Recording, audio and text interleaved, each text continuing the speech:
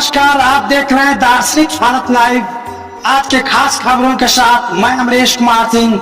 इस वक्त हम आए हुए हैं बिहार की राजधानी पटना के डाक बंगला चौराहे के पास, जहां की लोकसभा 2024 को लेकर के भारतीय प्रधानमंत्री का दौरा एवं रोड शो का कार्यक्रम थोड़े ही देर में स्टार्ट होने वाला है।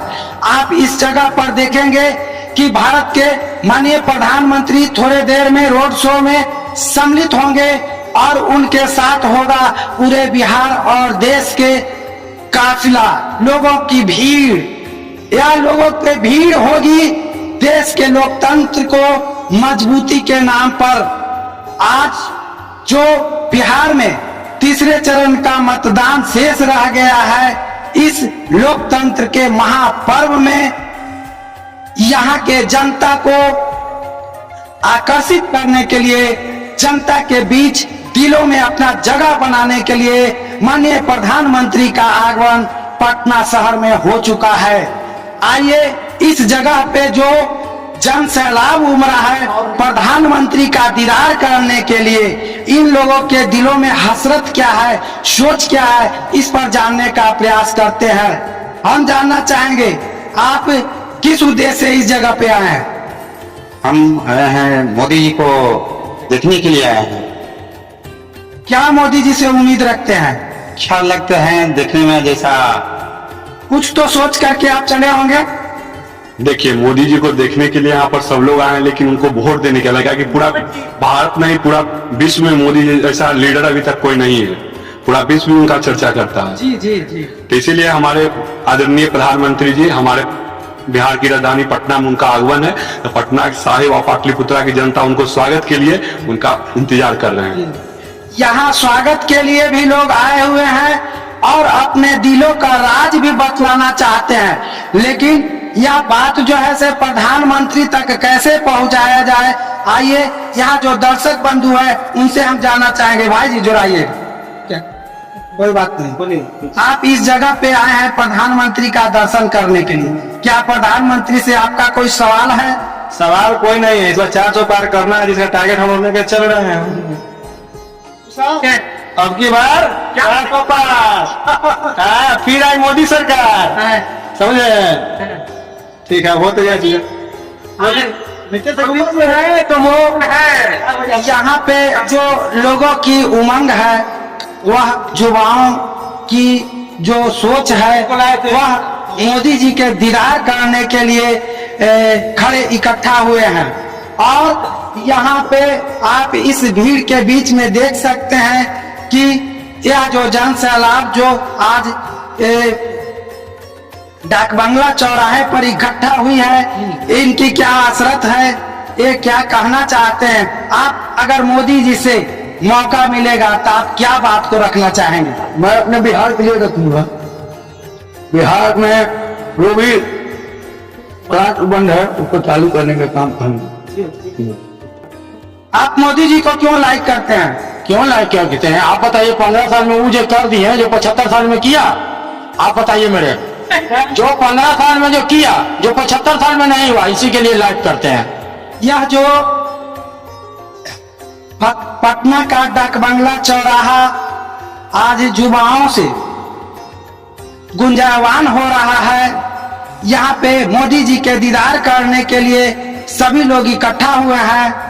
यहाँ पर आप देख सकते हैं कि एक महात्मा जी कबीर मिशन ट्रस्ट के संस्थापक भी हैं और कबीराचार्य भी हैं। आप किस लिए आए हुए हैं साहब? प्रधानमंत्री जी का झलक देखने के लिए। मैं ही नहीं, लाखों की संख्या में लोग आए हुए हैं।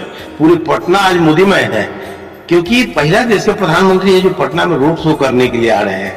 और यही नहीं, पूरे देश में वो मेहनत कर रहे हैं, दौरा कर रहे हैं। वो पुरुषों में उत्तम है, पुरुषोत्तम कहा गया जिसको।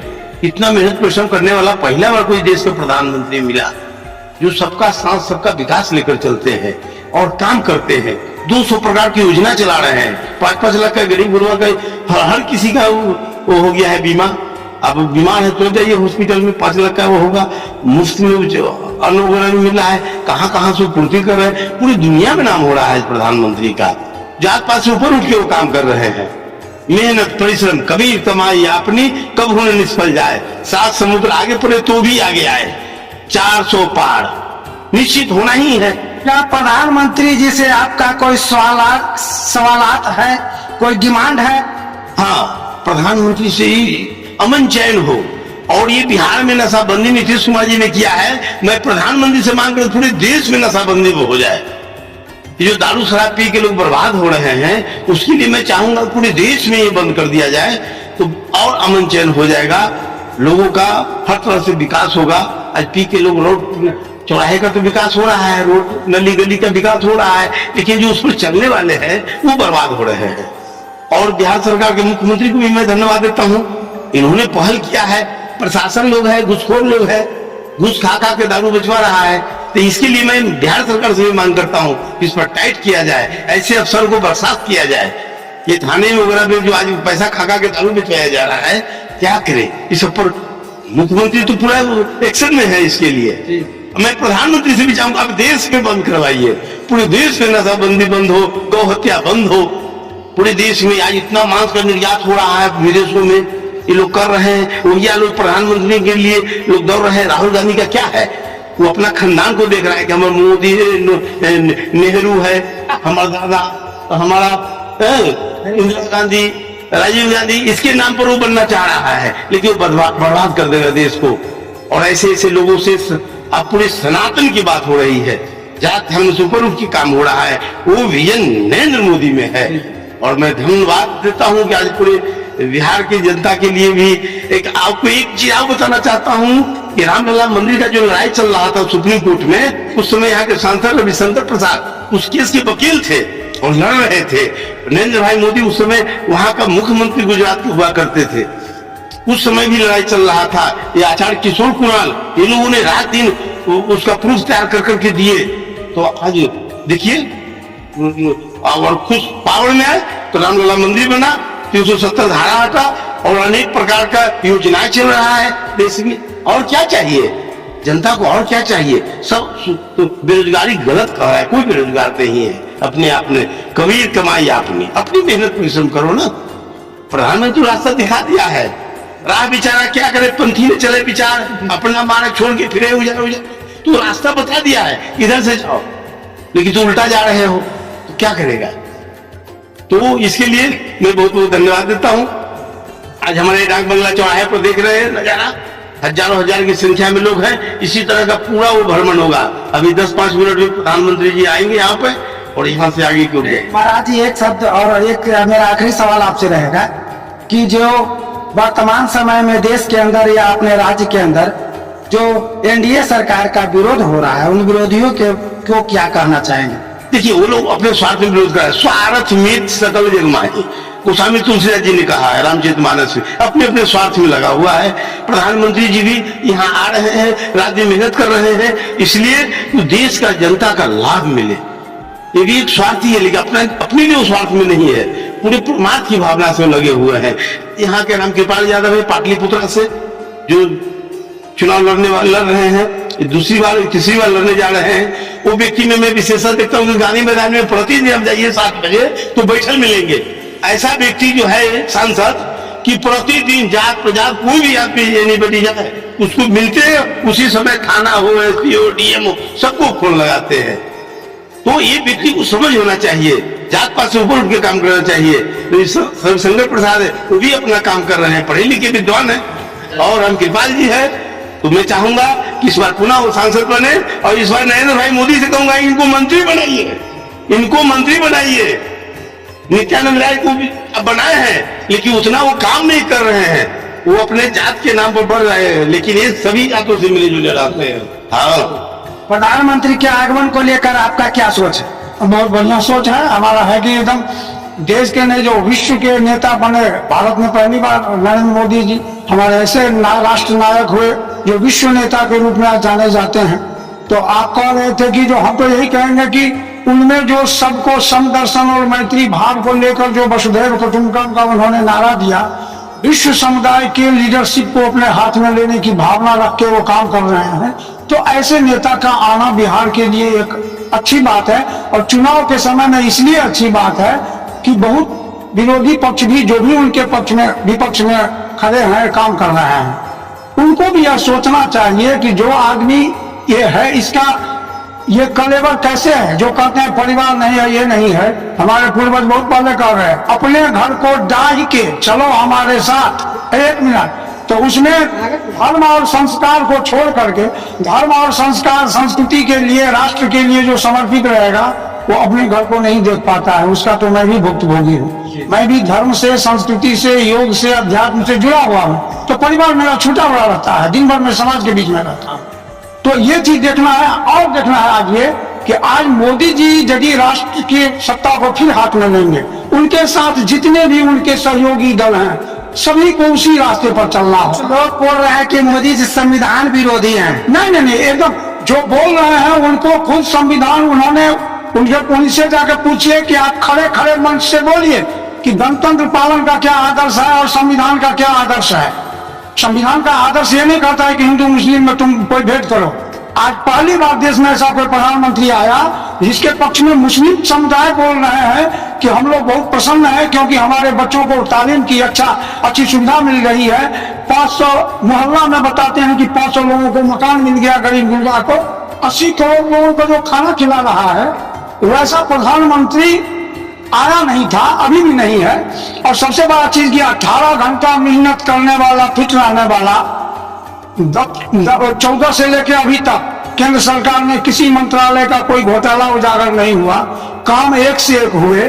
तो ये सब लोगों को ये उनके आने से इस तरफ ध्यान लोगों को जाए कि हम क्यों आ रहे हैं आपके बीच में, क्या करने के लिए आ रहे हैं। करना नहीं है।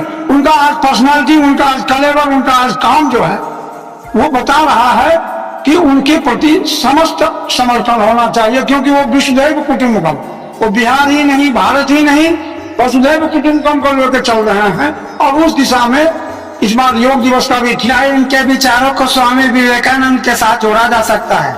एकदम जोड़ा जा सकता है। इस खाली सेंस में यह कि आप देखिए यहाँ तो राजनीति में जो कम बेसी है वो तो सबसे होना का है, होगा ही होगा। कहीं अच्छा होगा, कहीं थोड़ा सा कम अच्छा होगा, कहीं कम भी होगा।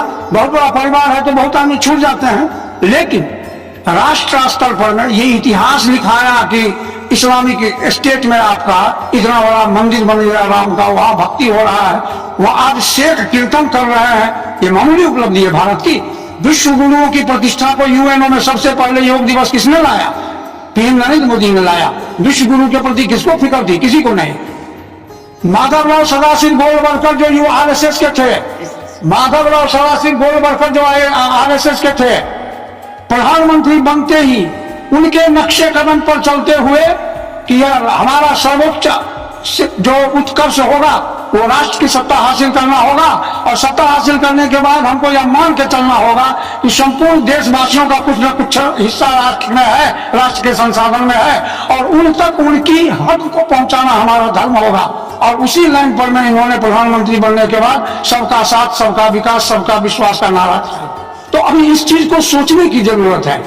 पार्टी से, पॉलिटिक्स से, पक्ष से, विपक्ष से हटके जनहित में, समाज हित में और राष्ट्र हित में सोचना है कि हमारा नायक कौन होगा, हमारा लीडर कौन। जी बहुत बहुत धन्यवाद आपको।